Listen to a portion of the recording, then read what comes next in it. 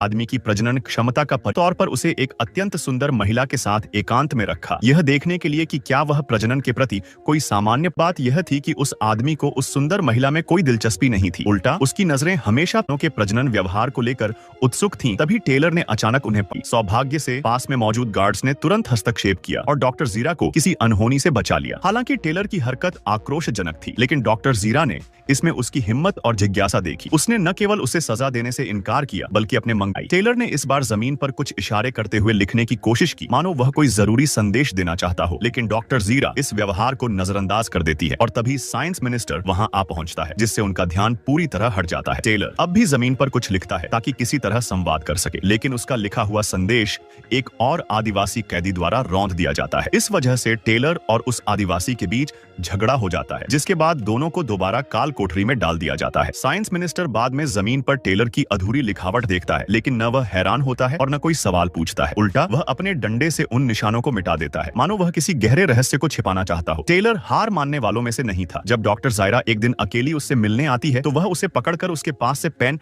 और पेपर छीन लेता है और जल्दी से एक संदेश लिखता है। गार्ड्स फिर से आकर उसे पीटते हैं, लेकिन इस बार टेलर सफल हो जाता है। डॉक्टर जीरा वह चिट्ठी पढ़ती है और अवाक रह जाती है। उसमें साफ सुथरी हैंडराइटिंग होती है और उसकी भाषा में गहराई, समझ और एक बौद्धिक आकर्षण झलकता है। उसे विश्वास नहीं होता कि कोई पिछड़ा इंसान इतनी विकसित सोच और भाषा रख सकता है। वह उस आदमी में एक अनोखी चमक देखती है और उसी रात उसे अपने निवास पर लाने का निर्णय लेती है। टेलर की प्रतिभा से डॉक्टर जीरा तो प्रभावित हो जाती है, लेकिन कॉर्नेलियस को उसकी बातों पर रत्ती भर भी भरोसा नहीं होता। एक अनुभवी पुरातत्ववेत्ता होने के नाते उसका मानना है कि इंसानों में न भाषा है और न बुद्धि। टेलर की लिखी बातों को वह महज नकल मानता है। टेलर इसके बाद अपना पूरा अतीत लिखता है, कैसे वह पृथ्वी से एक स्पेसशिप में निकला था जो प्रकाश की गति से चल रही थी। अंतरिक्ष में समय बहुत धीमा चलता है और जब वह एक अनजान ग्रह पर उतरा, तब तक पृथ्वी पर हजारों साल बीत चुके थे। उसे और उसकी टीम को वहां ऐसे इंसान मिले जो जानवरों जैसे व्यवहार करते थे, बोल नहीं सकते थे, डर और भ्रम में रहते थे। लेकिन टेलर को यकीन था कि अगर इन आदिवासी इंसानों को थोड़ा प्रशिक्षण दिया जाए